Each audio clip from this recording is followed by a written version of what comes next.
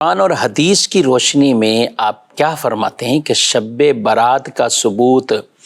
اور شب برات کن دلائل سے یہ باقاعدہ ثابت ہے اور اس کو منانا بھی چاہیے، کیا کہتے ہیں آپ؟ احادیث طیبہ اس حوالے سے بکثرت موجود ہیں، اگرچہ کہ ان کے جو الفاظ ہیں وہ مختلف ہیں، لیکن تمام کے تمام الفاظ وہ معنی کے اعتبار سے ایک طرح کے یعنی ایک معنی ہمیں بتا رہے ہوتے ہیں، اور وہ ہے شب براءت کی اہمیت۔ لیلۃ النصف من شعبان، یعنی جو شعبان کی 15ویں شب ہے، تو اس کی اہمیت کے اوپر اور اس میں عبادت کے حوالے سے اور اس میں مغفرت ہونے کے حوالے سے اس کی اہمیت کو وہ بہت ساری احادیث طیبہ بیان کر رہی ہیں، اور اس پر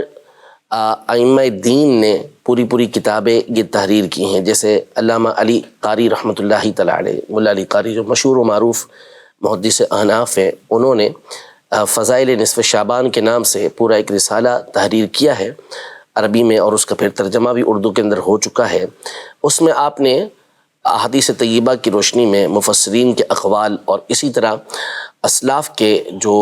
اقوال ہیں ان کی روشنی میں شب برات کی اہمیت کو بیان کیا ہے کہ اس کی اہمیت یہ کیا ہے۔ پھر اس کے بعد ہم احادیث طیبہ جس میں نبی پاک صلی اللہ تعالیٰ علیہ وسلم نے یہ ارشاد فرمایا کہ جب 15ویں شعبان کی رات آئے تو تم اس میں قیام کرو اور اس کے دن کا روزہ رکھو، ٹھیک۔ اور پھر دیگر احادیث طیبہ میں کہ صبح تک اس میں بخششیں کی جاتی ہیں۔ بعض حدیثوں کے اندر یہ ہے کہ بنو کلب کے بکریاں ہیں، ان کے بالوں سے زیادہ بندوں کی بخشش کی جاتی ہے، ان کو معاف کیا جاتا ہے، ہر طرح کے مسلمان کی بخشش کر دی جاتی ہے، سوائے اس کے کہ جس نے دل کے اندر کینہ رکھا ہوا ہے یا جو جادو کرنے والا ہے یا چند ایک اور، ان کے علاوہ باقی سب کی بخشش کر دی جاتی ہے۔ ان احادیث طیبہ کی روشنی میں شب براءت کی جو اہمیت ہے وہ ہمارے سامنے ظاہر ہو جاتی ہے۔ پھر اس کے بعد اگر ہم اسلاف کے عمل کے اوپر غور کریں تو بڑے بڑے تابعین اور انہوں نے جنہوں نے صحابہ کرام علیہم رضوان کی صحبت پائی، ان کا یہ معمول رہا کہ وہ اس رات کو خاص مسجد کے اندر جمع ہو کر، اور لوگ بھی ان کے ساتھ جمع ہوتے تھے، وہ اس رات میں اللہ پاک کی عبادت کا خاص اہتمام یہ کیا کرتے تھے۔ امام ابن رجب حنبلی رحمۃ اللہ تعالیٰ علیہ جو 8ویں صدی ہجری کے زبردست محدث ہیں، فقیہ ہیں اور ایک بڑے عالم گزرے ہیں، تو انہوں نے اپنی کتاب لطائف المعارف کے اندر پوری ایک فصل اس حوالے سے باندھی ہے،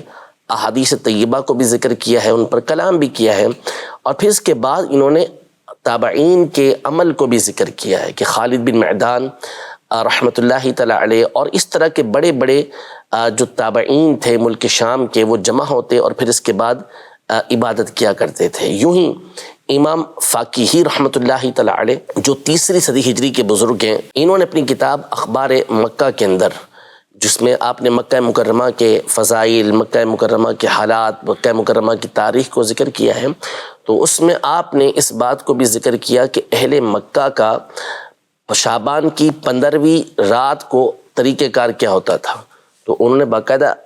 اس بات کو لکھا کہ یہ اہل مکہ اس رات کو جمع ہو کے خاص طور پر عبادت کا اہتمام کرتے، زمزم کا پانی پیا کرتے تھے اور کھڑے ہو کر اللہ پاک کی بارگاہ میں عبادت کرتے، تہجد کی نماز ادا کیا کرتے تھے، دعائیں کیا کرتے تھے، یوں ساری رات یہ اللہ پاک کی عبادت کے اندر گزارتے تھے۔ تو یوں اسلاف کے عمل سے بھی یہ بات بالکل واضح ہے کہ یہ حضرات اس رات عبادت کا اہتمام کرتے تھے، اور یقیناً یہ وہ طریقہ کار تھا کہ جو انہوں نے اپنے سے پہلے والوں سے سیکھا تھا، تابعین نے اپنے سے پہلے والوں سے سیکھ کر پھر اس کے اوپر عمل کیا، اور اہل مکہ بھی پہلے والوں کو دیکھ کر، کیونکہ یہ بات جو لکھی جا رہی ہے وہ 3ری صدی ہجری کے اندر لکھی جا رہی ہے اور وہ پہلے سے ان کا عمل بیان کر رہے ہیں، تو اس کا مطلب ہے کہ کافی پرانا یہ عمل جو ہے وہ اہل مکہ کرتے ہوئے آ رہے ہیں، تو یقیناً صحابہ کرام علیہم رضوان کو دیکھ کر انہوں نے یہ عمل کیا ہوگا، شروع کیا ہوگا، اور اسی کو پھر آگے مستقل وہ کرتے رہے، اور یہی پھر تعلیمات آگے پہنچی ہیں۔ تو اب اس رات میں عبادت کی اہمیت تو بالکل واضح ہے، اور اسلاف کا طریقہ کار بھی موجود ہے، حتیٰ کہ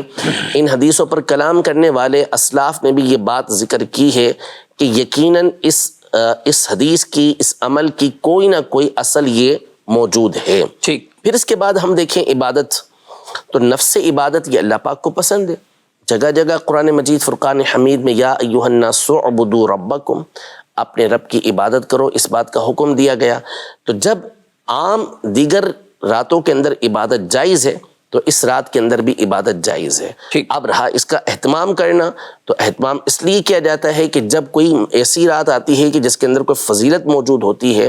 تو یہ تو انسانی فطرت ہے، یہ تو ایک طریقہ کار ہے کہ بندہ کسی مقدس مقام پر جاتا ہے، کہ مقدس مہینہ آتا ہے، کوئی مقدس دن آتا ہے، ایام آتے ہیں، تو اس میں عبادت کا زیادہ اہتمام یہ کیا جاتا ہے۔ تو اس لیے مسلمانوں میں یہ جو طریقہ کار رائج ہے کہ اس رات خاص اہتمام کے ساتھ یہ عبادت کرتے ہیں، تو یہ شریعت کا مطلوب اور محمود عمل ہے۔ بندہ یہ کرے گا تو انشاءاللہ اس کو اس پر ڈھیر و ثواب یہ ملے گا۔